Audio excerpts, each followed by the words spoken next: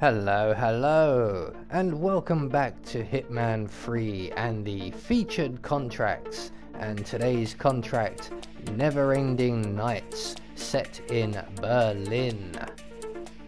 So today's briefing, those four guys are speedrunners. They run and run and run. Speedrunning makes me so tired, like a never-ending night. Eliminate them to spare me the work, but please do it slowly. The SC8 console winner Ducker presents I'm not even going to try and pronounce that, and Coyote's contract, and this was provided by Medine and Coyotes. So we have 4 targets available to us, and there are no stipulations on what we wear or how we kill them, so we can have a little fun. So for this challenge, obviously being Berlin, we have a relatively restricted loadout, but I do have stored up in the staff room the gold baller, so the gold version of the silver baller. So right from the start and off the bat, we are going to make our way to the staff room and take a look at our newly acquired gold baller, which you can acquire by completing the Carpathian Mountains level. So let's see if we can't have a look. We're in the wrong place really, because everywhere I try and aim the camera, there is something blocking the view. But there it is, in all its glory. So let's put it away and not use it. So once we have our silver or gold baller, we are going to collect up the briefcase as well. That is probably more important than the weapon. And we're going to make our way around to the juice bar. Now be aware that the original ICA agents are all still on the map and are all still enforcers. And this guy here in particular, when he stops in this doorway, will rotate his head like an owl. I mean, quite literally, his neck should snap from rotating his head around roughly 170 degrees. In one of my practice runs, he almost caught me because I was stood quite close behind him, and he pretty much looked straight at me even though I was directly behind him. So we're going to make our way around through the area, the chill out area. As you saw, just follow the same route and we can get behind our first target right here, who is at the entrance to the chill out area. We're going to throw our briefcase at the shipping container and then hug the wall.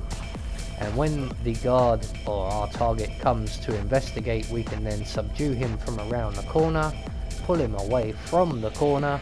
We're going to take his outfit, we're going to collect up our briefcase, and then we're going to snap his neck.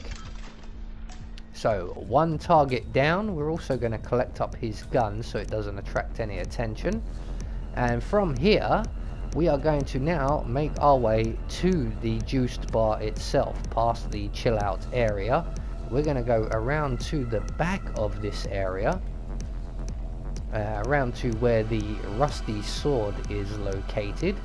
In fact, we're going to go right past the rusty sword, and we're going to make our way up and over this fence right here, and we are now behind the juiced bar, and we're going to hug this load of planking right here, and we're going to wait for the young lady in the distance to come over, have her cigarette and move away, just so we know we've got enough time to take out this gentleman, who is our second target.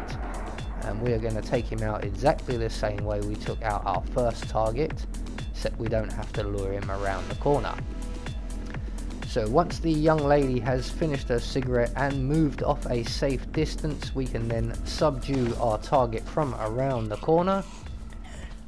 Make sure you render him unconscious before you snap his neck, because you can now have the neck snap heard by nearby people. So knock them unconscious, then break their neck.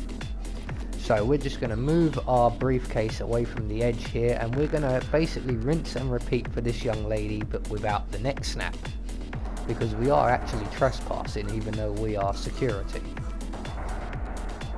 So we're going to render her unconscious, otherwise we won't be able to get past her. We're going to hide her with her dead colleague in the dumpster provided, retrieve our briefcase, and we're going to make our way back into the club. Now our next two targets are actually down in the club itself, so it will get quite loud from here on out. Just be aware, on making your way back through this section there are still enforcers around. If your timing is close enough to mine, you'll be able to run straight the way here. If you're ahead of me, even better. But there is an enforcer just to my left at that present moment, and he was about to turn and face me, but I risked it and I just made it.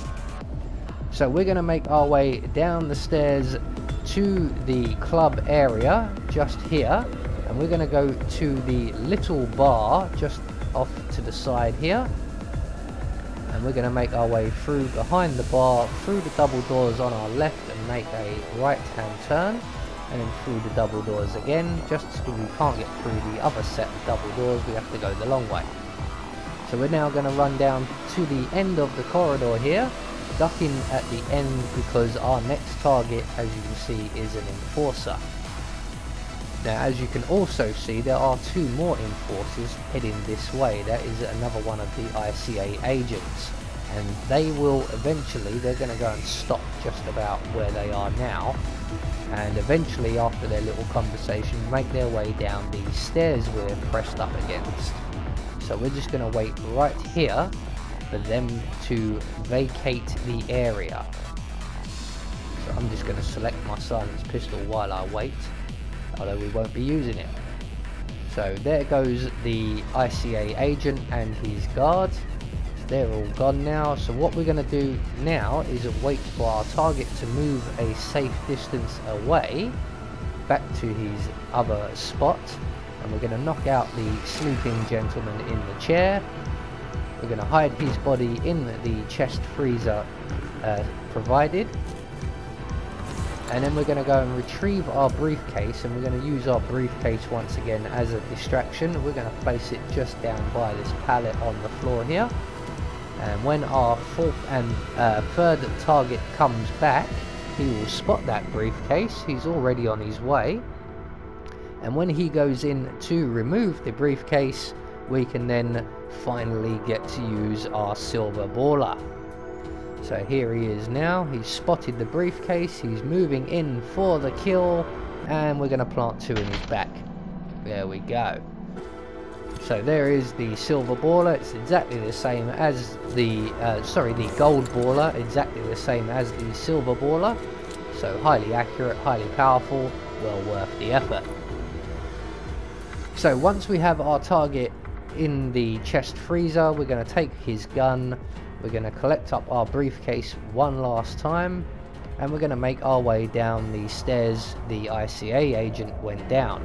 We're going to now make our way into the DJ booth, close the door behind us, and then we're going to make our way through the DJ booth to the other door here, because we can't get through from this side. So if we go through the booth, we can open the door. And we're going to throw our briefcase at the wall. Now you'll see I've thrown that briefcase far too close to the door, and the target doesn't actually walk through it. So we are going to have to try this again. I recommend throwing the briefcase much nearer to the ladder. It will attract just about everybody in the area's attention, but our target will be the one to come over. So just make sure the door is open, throw the briefcase at the ladder, and that will, as you can see, gain everybody's attention. How they can hear that in a club, I'll never know. So once our target comes in to investigate, we can pull out our silenced pistol and put two in his back. Unfortunately, we get a nasty little skip right there.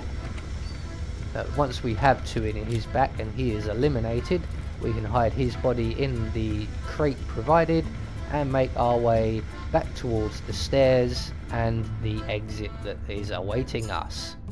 So there we go, one more escalation taken care of, and this video is by way of an apology for the lust escalation video I posted earlier today. I have been Anubis, and I will see you all in the next video.